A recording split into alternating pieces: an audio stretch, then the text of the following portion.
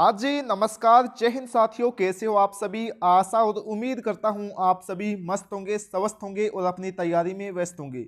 तो प्यारे साथियों, आप सभी को पता है कि अपना 25 नवंबर को अपना भूगोल यानी कि जियोग्राफी का पेपर होने वाला है, हाफ ईयरली का। तो साथियों, आज की इस वीडियो में हम कक्षा 12वीं अर्धवार्षिक परीक्षा 2023-24 के सेशन का साथियों पेपर है वो देखने वाले हैं। तो चलिए स्टार्ट करते हैं आप सभी का बिना टाइम वेस्ट करते हुए। और आप सभी को पता होगा साथियों कि जो प्रीवियस ईयर पेपर होते हैं उसमें से भी क्वेश्चंस एग्जाम के अंदर देखने को मिलते हैं। और आपको मैं रूबरू भी कराऊंगा कि एग्जाम के अंदर किस प्रकार से क्वेश्चंस है वो देखने को मिलते हैं। तो आप सभी का बिना टाइम वेस्ट करते हुए आज की इस वीडियो को शुरू करते हैं। तो चलिए स्टार्ट करते हैं। स्टार्ट करने से पहले आप सभी से एक छोटी सी रिक्वेस्ट करना चाहूँगा, चैनल के ऊपर नए हैं तो एक बार चैनल को सब्सक्राइबर कर लें, वीडियो को साथियों लाइक कर दें और एक बार प्लीज़ मेरे कहने पर साथियों इस वीडियो को हाइप का बटन दबाकर हाइप जरूर करेंगे, ठीक है। तो चलिए स्टार्ट करते हैं। तो सबसे पहले तो आप सभी को पता होगा साथियों कि आपको पेपर को हल करने के लिए 3.25 घंटे का समय दिया जाता है, ठीक है। अब देखो साथियों, पेपर आपका पहले 40 नंबर का देखने को मिलता था और अब की बात साथियों आपको 70 मार्क्स का देखने को मिलेगा। तो चलिए स्टार्ट करते हैं। अब देखो सबसे पहले आपको सेक्शन ए यानी कि खंड ए है वो देखने को मिलता है। मैं इसको थोड़ा बड़ा कर लेता हूं। ये देखिए, ये अब देखिए आपको सबसे पहले खंड ए देखने को मिलता है। तो अपनी कॉपी के अंदर जब भी आप सभी अपना लिखना स्टार्ट करो तो सबसे पहले अपना खंड है वो लिखा करो ताकि आपकी कॉपी है वो सुंदर दिखे। तो सबसे पहला क्वेश्चन यहाँ पर देख लीजिए कि मानव भूगोल अस्थिर पृथ्वी और क्रियाशील मानव के बीच परिवर्तनशील संबंधों का अध्ययन है, यह कथन निम्न में से किसका है। आप सभी साथियों को पता होगा कि अपने सिलेबस के अंदर 3 मानव भूगोल की परिभाषाएं दी गई हैं, ठीक है। 3 भूगोलवेताओं की परिभाषा दी गई हैं, आप सभी को अच्छी प्रकार से पता होगा। तीनों परिभाषाएं आपको मुंह जबानी आपको याद होनी चाहिए। 100% साथियों एक परिभाषा देखने को मिलती है, चाहे तो वो आपको फिलिंग द बैलेंस में, चाहे वो आपको एमसीक्यूज में, चाहे आपको 1.5 नंबर वाले के अंदर, ठीक है। तो अच्छे प्रकार से याद कर लीजिए, वेरी वेरी इंपॉर्टेंट ये परिभाषाएं आपकी होने वाली हैं, ठीक है। तो ये परिभाषा हो जाएगी साथियों एलन सी सैंपल की, ठीक है। ऑप्शन नंबर बी बिल्कुल सही उत्तर होने वाला है, आप सभी को पता होगा। अब आप सभी को ये पता होगा कि रेड जेल की साथियों शिष्य थी एलन सी सैंपल, ये भी आपको पता होना चाहिए, ठीक है। तो जो रेड जेल भाई साहब थे उन्होंने क्या कहा कि जो मानव भूगोल, मानव समाजों और धरातल के बीच ना संश्लेषित अध्ययन है उसको क्या कहा, रेड जेल ने मानव भूगोल की परिभाषा का नाम दिया, ठीक है। ये परिभाषा किसको हो जाएगी, रेड जेल की। और एक साथियों एक भाई साहब अपना बलास भी होने वाली है, इनकी भी एक परिभाषा है, ठीक है। तो इन तीनों की आपको पता होनी चाहिए परिभाषाएं, ठीक है। आगे बढ़ता हूं मैं, कोई दिक्कत नहीं भाई पहले क्वेश्चन के अंदर, ठीक है। अब देखो यहां से अपना सेकंड क्वेश्चन स्टार्ट होता है, देख सकते हो आप सभी। क्या कहता है कि इन देशों में कौन जननांकीय संक्रमण की अंतिम अवस्था में है, ठीक है। आपके सामने देश दे दिए हैं, बांग्लादेश, श्रीलंका, केन्या, जापान। तो आपको बताना साथियों, आप सभी को पता होगा कि अपना जो दूसरा चैप्टर है ना, ठीक है, जनसंख्या वाला, उससे ये क्वेश्चन लिया गया है।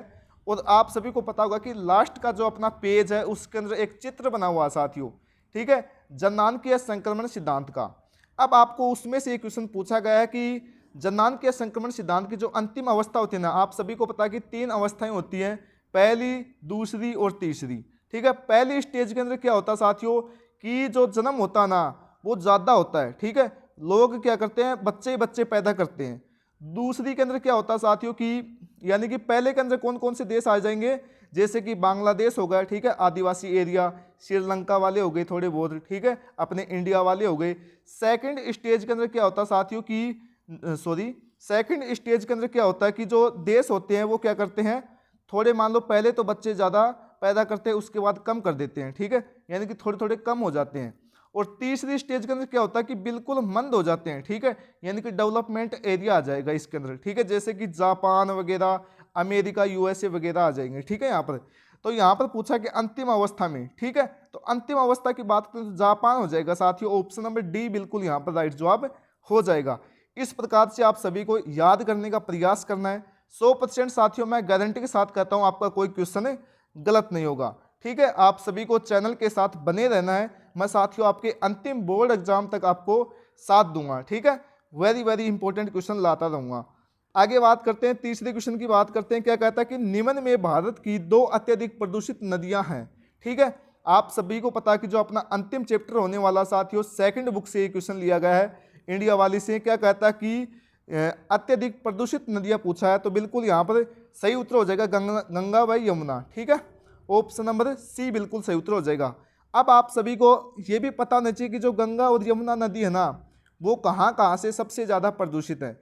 देखने को भी मिल सकता है क्योंकि अपने सिलेबस के अंदर भाई दी हुई है ये।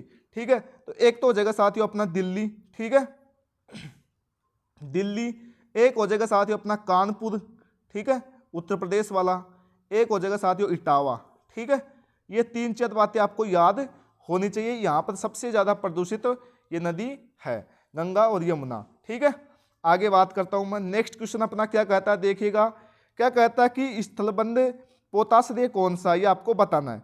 ठीक है, तो यहाँ पर सही उत्तर हो जाएगा साथियों विशाखापट्टनम। ठीक है, और ये कहाँ पर है साथियों, आंध्र प्रदेश के अंदर है। ठीक है, एपी के अंदर, आंध्र प्रदेश के अंदर।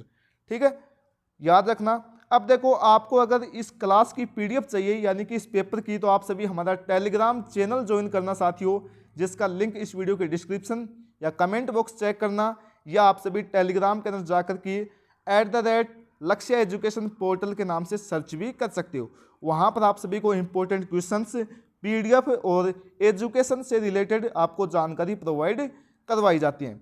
और देखो, अगर आप सभी को क्वेश्चन बैंक चाहिए कक्षा 12वीं का, आप सभी को पता है कि अभी हिस्ट्री का पेपर भी नहीं हुआ है और जियोग्राफी का भी बचा हुआ है, काफ़ी पेपर बचे हुए हैं, तो अभी तो मैं आपको हिस्ट्री का अवेलेबल करवा पाऊंगा। इन नंबरों के ऊपर आपको मैसेज करना है 9079615773। और ये साथियों क्वेश्चन बैंक है वो आपका बिल्कुल फ्री रहने वाला है, कोई आपकी फीस नहीं ली जाएगी। ठीक है, आपको सिर्फ आपको चैनल को सब्सक्राइबर करके स्क्रीनशॉट लेना साथियों और उस नंबर के ऊपर आपको भेजना है। ठीक है, आपको क्वेश्चन बैंक आपको फ्री में मिल जाएगा। अगले क्वेश्चन की बात करता हूं मैं। अगला क्वेश्चन यहाँ पर पूछा साथियों रिक्त स्थान का, यानी कि फिलिंग द बैलेंस वाला। 5वां क्वेश्चन कहता है कि रूस में सामूहिक कृषि को खालिस्तान कहा जाता है। क्या कहा जाता है साथियों, ये आपको पता होना चाहिए। ये क्वेश्चन साथियों 2024 की जो बोर्ड एग्जाम हुई थी, ठीक है, RBSC की कक्षा 12वीं की, उसके अंदर ये क्वेश्चन पूछा भी गया है। ठीक है, इसलिए मैं कहता हूँ प्रीवियस ईयर के ऊपर आप ध्यान दो। मैं 100% कहता हूँ साथियों, आपको 60 से 70 नंबर का आपको ऐसे ही देखने को मिल जाएगा। तो क्या कहा था, रूस में सामूहिक कृषि को कोल खहोज कहा जाता है। ठीक है, ये आपको लिखना है, कोल खहोज। ठीक है, ये क्वेश्चन आपको MCQs में देखने को मिल सकता है, फिलिंग द बैलेंस में पूछा है, वन लाइनर के अंदर भी देखने को मिल सकता है। ठीक है, सीधे सीधे, कोई दिक्कत नहीं। अगले क्वेश्चन की बात करते हैं, छठा क्वेश्चन। खालिस्तान ने वैश्विक संचार तंत्र में वास्तव में क्रांति ला दी है। तो किसने साथियों वैश्विक संचार तंत्र में क्रांति ला दी है, तो ये ला दी है साथियों उपग्रह ने। ठीक है, सैटेलाइट ने, उपग्रह आप सभी को यहाँ पर करना होगा। अगले क्वेश्चन की बात करता हूँ। नेक्स्ट क्वेश्चन अपना कहता है कि गेट GATT को वर्ष खालिस्तान में विश्व व्यापार संगठन WTO, आप सभी को फुल फॉर्म है वो याद होनी चाहिए। ठीक है, वन लाइनर के अंदर देखने को मिल सकता है, कई बार फिलिंग द बैलेंस में एक क्वेश्चन आया भी हुआ है। में रूपांतरित किया गया, यानी कि गेट को साथियों किस वर्ष WTO में रूपांतरित यानी कि इसको बदल दिया गया, तो ये हो जाएगी साथियों 1995 के अंदर। ठीक है, आपको ये क्वेश्चन भी देखने को मिल सकता है कि WTO विश्व व्यापार संगठन की स्थापना कब हुई, तो 1 जनवरी 1995 आप सभी कर सकते हो, कोई दिक्कत, बिल्कुल सही है भाई। आगे बढ़ता हूं मैं। आगे देखिए क्या कहता है कि नगद आर्थिक वृद्धि के खालिस्तान रूप में कार्य करते हैं। तो यहां पर आप सभी क्या करेंगे, धुरी केंद्र के रूप में कार्य करते हैं। ठीक है, अगला 9वां क्वेश्चन कहता है कि मृदा के कटाव व बहाव की प्रक्रिया को खालिस्तान कहते हैं। क्या कहते हैं साथियों, आप सभी को पता भी होगा, मृदा अपरदन कहते हैं। ठीक है, ये आप सभी को लिखना है। लोहा एसक के प्रगलन के लिए खालिस्तान अनिवार्य है। ठीक है, तो इसके अंदर आप सभी क्या करेंगे, चूना पत्थर। ठीक है, आगे बढ़ता हूं मैं। अब देखो, आपको यहां पर सेक्शन B स्टार्ट होता है अपना खंड ब। तो देखिए यहाँ पर अति लघु उत्तरात्मक प्रश्न पूछे जा रहे हैं। क्या कहता है कि भूमध्य सागरीय कृषि की मुख्य विशेषता क्या है, ये आपसे पूछा है। ये अपना प्राथमिक अध्याय जो चैप्टर है उससे लिया गया है, प्राथमिक क्रियाएं से। भूमध्य सागरीय कृषि की प्रमुख विशेषता है कि आप सभी को पता कि जो भूमध्य सागरीय कृषि है वो खट्टे फलों के लिए प्रसिद्ध है। ठीक है। और वहाँ पर साथियों किसकी खेती की जाती है, एक तो अंगूर की, ठीक है, विशेष प्रकार के अंगूर यानी कि जो अच्छी क्वालिटी के अंगूर होते हैं उनकी क्या बनाई जाती है, वाइन वगैरह बनाई जाती है। बात करें जैतून की, ठीक है, जैतून हो जाएगा, ठीक है, ये भी आपको पता होना चाहिए। एक साथियों आम हो जाएगा, ठीक है, नींबू, संतरा, आपको जो भी खट्टे फलों के नाम याद है ना वो इसके अंदर लिख देना, कोई भी दिक्कत नहीं होगी आप सभी को, ठीक है। आगे बढ़ता हूं मैं, कोई दिक्कत, बिल्कुल सही है भाई, कोई दिक्कत नहीं है। अगला क्वेश्चन क्या कहता है कि फुटकर व्यापार क्या है, ठीक है। अब आप सभी को पता होना चाहिए कि जो फुटकर व्यापार ये अपना अंतर्राष्ट्रीय व्यापार से ये क्वेश्चन लिया गया है। तो फुटकर व्यापार का मतलब क्या होता है साथियों, जो अपने गांव या शहर के अंदर लोग होते हैं ना, यानी कि एक व्यापारी, ठीक है, और जो नागरिक होता है यानी कि व्यक्ति होता है ना, उसके पास साथियों सीधे सामान बेचने के लिए, यानी कि ये साथियों क्या है, एक व्यापारी है, और ये क्या साथियों, एक उपभोक्ता है, यानी कि आदमी है, अपन लोग हैं, ठीक है। और ये साथियों व्यापारी क्या है, सीधे अपने पास आकर क्या करेगा, इस सामान को बेचेगा, यानी कि जो कपड़ा बेचता है ये व्यापारी, ठीक है। तो ये कपड़ा बेचता ना, तो हमारे पास ये कपड़ा देने के लिए आएगा, तो उसको हम क्या बोलते हैं, फुटकर व्यापार बोलते हैं। यानी कि जो व्यापारी साथियों सीधे उपभोक्ता के पास जाकर संपर्क करते हैं उनको क्या बोलते हैं, हम फुटकर व्यापार बोलते हैं, ठीक है। और देखो इसके उदाहरण की बात करें तो रेहड़ी वाला हो जाएगा, एक तो आप सभी को पता है, हुबरू हो आप सभी, रेहड़ी फेरी वाले हो जाएंगे, आप सभी को पता है कि जो साड़ी बेचते हैं, रेहड़ी के ऊपर फल वगैरह बेचते हैं, तो वो किसके अंदर आ जाएंगे, फुटकर व्यापार के अंदर।